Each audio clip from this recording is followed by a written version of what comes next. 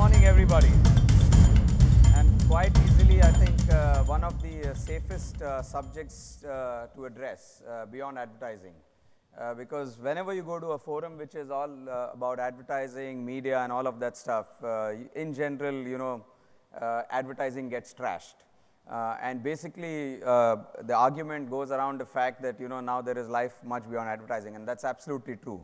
What I'm going to do over the next 15 odd minutes or so is actually talk about how we see life beyond advertising and give a dimension or some angles towards life beyond advertising in the context which is sometimes even beyond digital, because the reality is that we live in a world which is full of various forms of media, and what's been happening really is that over the last few years there's been enormous and dramatic change in this entire media landscape. So I'm not going to talk about stats and bore you with numbers and stuff like that. Fundamentally, I believe that everybody in the audience is quite familiar with the context, and the context is that we are seeing huge changes which are taking place in the ecosystem. We also know that most of the changes which are taking place around us are very dramatic, and we just heard a little while ago from Caroline as to how Facebook is virtually transforming the way people begin to communicate, and people are communicating. Over 800 million people already onto Facebook, and possibly there will be more people onto Facebook than there will be on the internet or on the desktops very, very soon. The second aspect is that most of these changes which are taking place in the landscape are very, very rapid, very fast. So before you blink, you know that there is something else which comes on the horizon and sweeps you off. Now that never used to happen as fast in traditional media, or media as we knew it, which is whether it's television, whether it's print. It never was that dramatic, it was never that fast. And I think the big enabler for this sort of change is really technology. Now with all that's happening around us, I think as marketers, this brings to us a lot of excitement. And fundamentally, I believe that the excitement which comes in the life of us as brand owners, as people who want to actually make sure that our brands work, is really about the opportunities. Because the more the channels, the more the opportunities, and there are multiple ways by connecting with the consumers. And of course, apart from the excitement and the opportunities, we also have huge number of challenges, because quite obviously, what's happening around us in the landscape is not something that we are used to, and therefore, whether it is in the nature of the skills that we have or the way we think, fundamentally, it's a combination of the change. And I mentioned about the dramatic change, the excitement and the opportunities, and most of us look at the half glass full. And when you look at how you want to activate the environment around you, how you want to actually leverage all the opportunities that are there, there come a set of challenges. And in this context, I think fundamentally what it means is that there are really two things. The first thing is it requires for all of us as marketers to reframe and to reframe the mindset. And that is a combination. It is not about giving away old and taking in new. It's about keeping the old and building with the new. So I think that's the first point, which is really about the mindset and how we actually approach all the change that's taking place around us. The second aspect is around capabilities, and capabilities related to us as individuals. And most of us, if we are not on top of this game, very shortly will be extinct as individuals. And equally, I think organizations, marketers, brands, for all of them, to really build capabilities, whether it is skills, whether it is tools, whether it is the way things are measured. So the host of capabilities need to be reframed as well. And I often give this analogy, and sort of obviously the one question is, okay, so if all this is so obvious, then why is change so slow to happen? Because the reality is that as brands, as marketers, and we know enormous number of stats of what percentage of advertising goes into the internet, the new world, and the new sort of context. And the reality is that if you think of a company like Unilever, we're really like a super tanker, right? And we come with our own benefits of being a super tanker. There are clearly some advantages of being a super tanker. And the best advantage is that once we steer the course, then we stay there for a long period of time. And I think in the new world, the challenge is and I think it's true for most big companies, most large advertisers, most large companies, whether they're digital or whether they're non-digital. The bottom line is that everybody is really there into some form of dominant logic and the super tanker effect. And the challenge is for all these super tankers to really operate like speedboats, right? So I wouldn't like to give away, the fact that we are super tankers, but equally, I'd like to see as to how can we bring about, as a company, as marketers in general, the way that a sailboat works, move really fast and move very quickly and nimbly. So therefore, I think, and this is really the crux of what I want to say, is that what it means is that we've got to think differently. And I'm going to talk about 2-3 different dimensions of what I mean by thinking differently. So there are really 5 odd things that I thought about when I said think differently. What are they going to be about, right? And I call them the 5 things. Now, the ones which are going to be very obvious, are we going to think digital? That's obvious. I think we hear about it in all conferences. We heard about it yesterday, we'll hear about it today, and we'll hear about it tomorrow. So that's a very obvious one. We got to think mobile. And quite, again, that's an obvious one. Number of mobile phones in the world exceed the number of people, and you know, all sorts of stats, and we know that people are always switched onto the mobile. Even as I speak right now, probably some of you are already onto the device, either tweeting or, you know, texting your friends. And the same applies for social, and we heard earlier on from Facebook as to how this is really transforming the landscape. Fundamentally not altering human behavior, because human behavior always existed, which was social, but really giving a platform for that human behavior to now actually interact in the real world. And in the media world, we always said, and for the last several years, we've all said that we've got to think of channels and not just think of you know, one dominant channel in our. So therefore, really all this is true, and I'm not going to spend time talking about why this, why that, and how do we do it, because I guess a lot of speakers have spoken, and that's an obvious one. What I thought is, I talk about 2 different ways in which we are trying to activate our brands in the consumer space, and they're really about experiences and interactions. So there is a clear leverage of all the channels and all the aspects that I spoke about, but really 2 different dimensions on how success for brands can still come along. So when we think of experiences, really speaking, we are talking about either in the form of some kind of an event or some sort of an intervention which takes place in a market, typically you know, related to a micro-marketing effort, but which has the potential actually of being able to amplify itself. I'm going to talk about the first case, which is a case of ice cream brand called Magnum. Most of you hopefully are familiar with it and eat lots of it. And this is a case from a market and a case which we are extremely proud of. And personally, I think this is the most brilliant example of experiential marketing that I've seen. So let me show you a AV and then talk about. This is the story behind Magnum's success.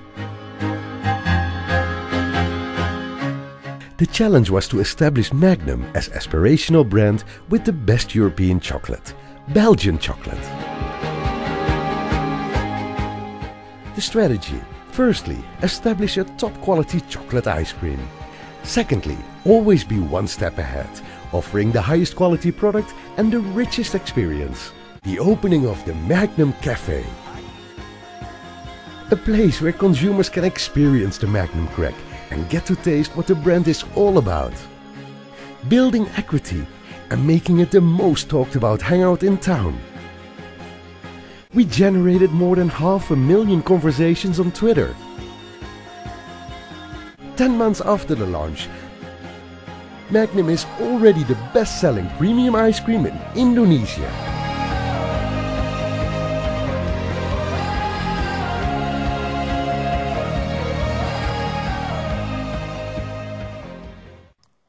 Like the digital world, you know, that graph actually goes in months, and that's something that we want to look at as a business, pure, you know, from perspective of business results, you know, jumping to almost close to 50 million euros in absolutely no time, taking market share to 25%. Spectacular results. Now, the key thing about this is that this is only one cafe, Magnum Cafe in Jakarta, and, you know, for those of you who visit Jakarta, I'd encourage you to go and see it. And but the point is that it's about that one cafe, which we are now able to actually leverage and amplify through the multitudes of channels which are there in the market. And fundamentally, if you saw, there was about 500,000 conversations on Twitter, there are about close to, you know, 500,000, and that's a lot of people, whether it's Jakarta or elsewhere. And naturally, I mean, when we started this, it just seemed like a cool idea to do, you know, you have a cafe, and then as it came along, you exploded it. And today we are in a position where there are people who wanting to become our franchises for Magnum Cafe and open them everywhere else, simply because it became the talk of the town. The talk of the town resulting in massive amplification which took place in media, and that massive amplification then actually, you know, it became the coolest hangout. And, you know, if you've not been to Magnum Cafe, then you saw not happening, so you got to go there. And once everybody gets into that frenzy, you know, the brand, of course, the brand awareness went up, what it stood for, and the mind measures went up, and naturally then it has resulted in sales. The second experiential thing I want to talk about is about Lifebuoy. And I'm sure that, this is a brand which some of you might be familiar with, but basically this is a soap and a hand wash brand which is all centered around protection from germs. Now here we have been on a journey for the last several years, again engaging people through experiences and through many channels. One of the most important aspects of the Lifebuoy, Life Beyond Advertising, if you like, is about school contact program. And if we can actually touch a number of children and bring them in early, and this is a brand which is targeted at people in the developing and emerging markets, people who do not necessarily have the same perspectives on health and hygiene as the developed markets do. And therefore, how do we actually lift the game of hygiene in these markets?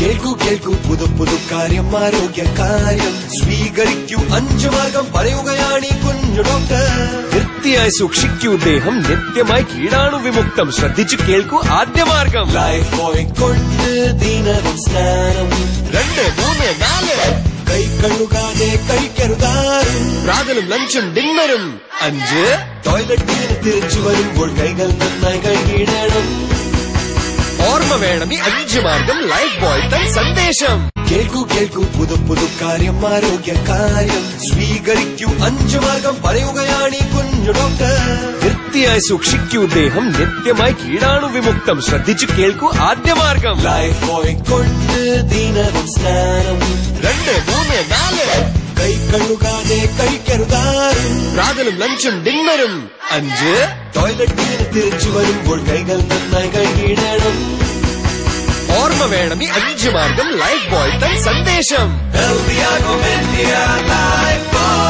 ഒട്ടും പേടി വേണ്ട. The mission for Lifebuoy is truly transformational, and transformational in a very different sense. The mission for us is to actually change the lives of about close to 1 billion people, and we believe it is by doing the simple act of actually educating people about hand wash and really sort of making sure that the best hygiene practices are actually espoused by us in all the markets. And like I said, these are all developing and emerging markets, whether it's Africa, India, you saw a host of countries. So it's pan-regional and it's all about interaction.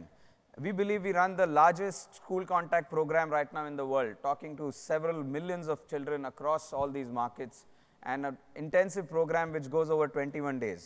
Now, like I said, the objective really for us, and by 2015, because it's no easy task, it's about physical contact, going there, telling people, and again, while we leverage all the channels which are there, it is fundamentally about the experience and the interaction. Very shortly, or probably already, Lifebuoy is a brand which actually impacts life, hygiene, and health of more people than any other pharma company in the world, right? Purely in terms of scale. So one of the big triggers for us in everything that we do, and whether it's Magnum or whether it's Lifebuoy, and that's a consistent theme which runs across our brands, is about scale. Because if you get scale, then that's really gets you into the big business. Now, this transformational agenda can never be achieved by doing traditional advertising alone, making a TV spot, putting it on air, or having a Facebook fan page, or just doing things on mobile. So it's a combination of activities. And like we heard earlier, that there are people in the real world, and if we are able to contact people in the real world, get the children in early, we believe that we will be actually making a big transformation for the generations ahead.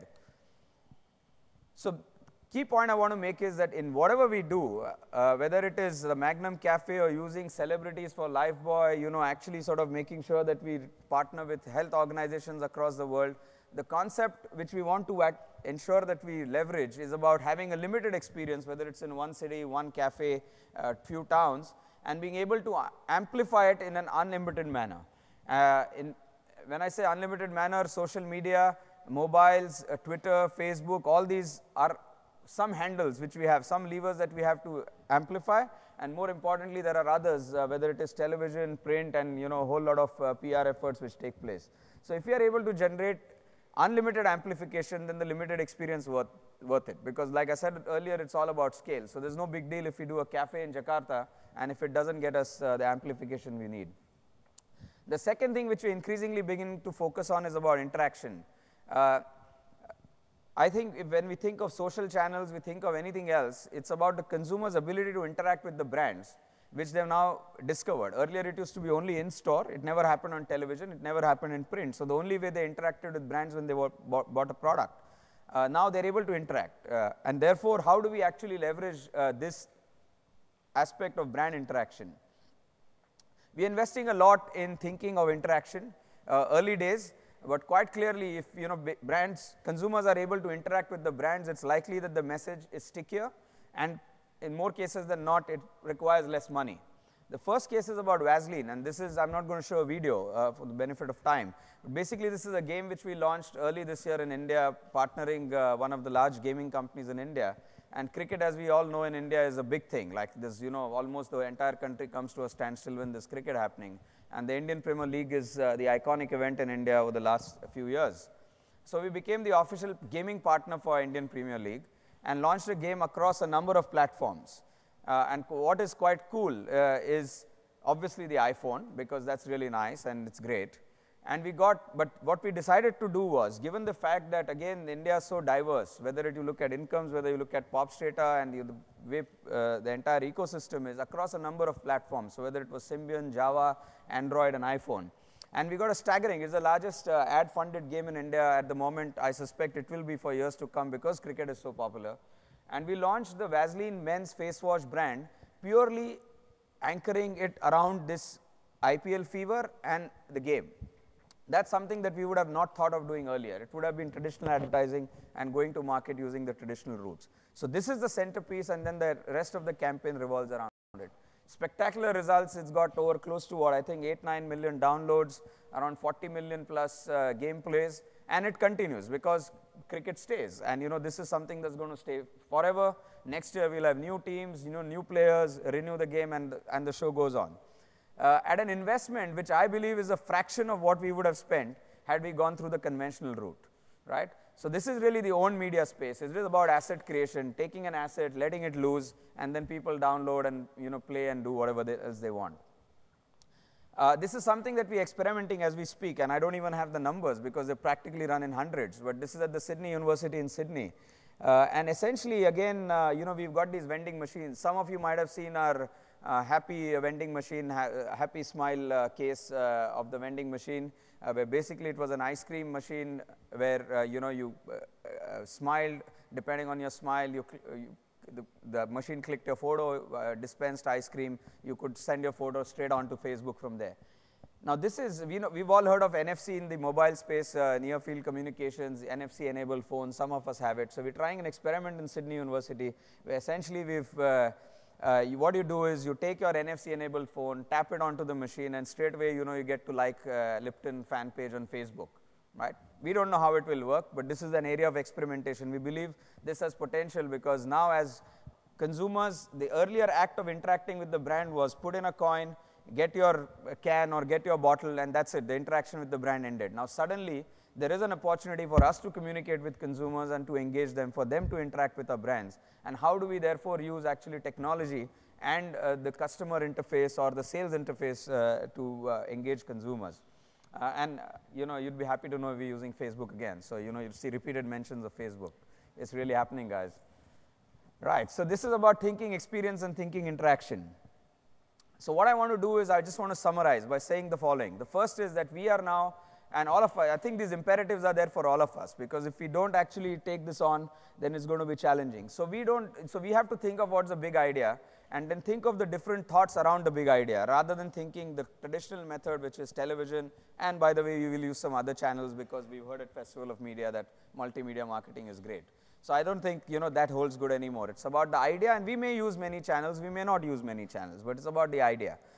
The second is that we've got to think of channels differently, because not all channels will have a role to play when you think of a particular idea. So the earlier instance I gave you, and again the temptation to do television advertising is always very high. But it is possible in today's world to not think of the traditional forms of advertising, anchor campaigns around a specific idea, around a very unique channel and a very unique slant, and then build on it. So again, this is fundamental. We could start with mobiles, we could start with social, we could start with digital, or we could start with billboards, or like I said, vending machines. Now the most important transformational shift which is taking place is really in this area, and I'm sure the concept is very familiar. We all talk of paid, owned and earned, and you would have seen through the examples the way the thinking is progressing around building our own assets, building more of owned media, building more of earned media. And therefore, for us, what this is, the traditional way was that, you created an asset which was typically a television film or a print ad or a billboard, and then you actually paid, spent a lot of money in bringing it to life in the media world, which is about paid media. And where we're moving to is increasing investment in assets, an asset creation where we create our own assets, let them live in the space by themselves, and then earning media through those assets. I believe that as time progresses, we will see as an industry, not just Unilever alone, but as an industry, more incremental dollars flowing into the asset creation and the earned media space than they flow into the paid media space.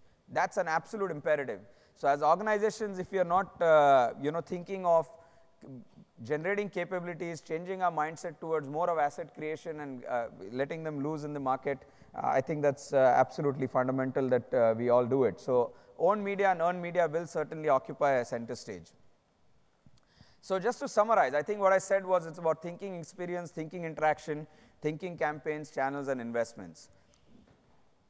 But I don't think that's enough, because one of the things is, having sort of seen a number of cases from across the world, there is a lot of cool stuff which happens out there, and really cool, it's very nice. Very often, actually, it's quite gimmicky, because it gets you, a few 100,000 kind of views or a few 100,000 followers or whatever you want to call, when actually in reality, for most of these brands, it's about 1 million people. For many of our brands, it's not about 1 million people, it's about 1 billion people. We heard from China yesterday, and the way the landscape there is. I mean, if you're not talking numbers in hundreds of millions, really speaking, it is not taking you into the effectiveness zone. And for most of the mass brands, I think the most important aspect is that in anything that we do, we've got to think big. I'm going to try and bring this to life with a case study. So let me show you the video and then talk about it. Last year, a Chinese TV series was watched by an incredible 447 million Chinese, 1/3 of the entire Chinese population. It was called Unbeatable. In addition, hundreds of millions of viewers also engaged across digital and social environments. The goal was to make the brand part of popular culture by building a program around it. The idea was to develop a tailor-made branded TV drama where we fully integrated Clear into the content. Titled Unbeatable, the 36-episode TV drama was set in a cool aspirational PR agency, where the client was Clear Shampoo. Unbeatable also has the double meaning of no dandruff in Chinese, in a culture where wordplays are extremely important. We made this a major mass media event, securing primetime placement, the largest syndicated network of any drama, with 5 leading satellite channels and China's top 6 online video sites. Supported by a fully integrated social media strategy around the series, the story was given depth and unfolded across online character blogs, online forums, social communities and microblogs. And it didn't stop there. We created an original theme song and music video, a 15-second TVC using Unbeatable stars, behind-the-scenes content, live online cast interviews and chat, fan forums, a social network game, Unbeatable microblog, thematic in-store promotions, and a 48-hour PR blitz at launch. The show created a mass following, both on and offline, and we established a strong brand community. Over 447 million Chinese watched Unbeatable on TV, 1/3 of the population. Unbeatable was rated the top branded drama on Chinese TV. Over 720 million online video views were delivered, with 48 million searches. 13 million people followed the Unbeatable microblog, and Unbeatable was the 3rd most popular tweet term within a day of the show's debut. 90% of Unbeatable viewers correctly associated Clear with the show. In the month of broadcast, Clear's market share set a record high, increasing 24% versus the previous year's average. Return on media investment was over 740%, making it Unilever's most successful campaign in China. Clearly unbeatable on all fronts. So I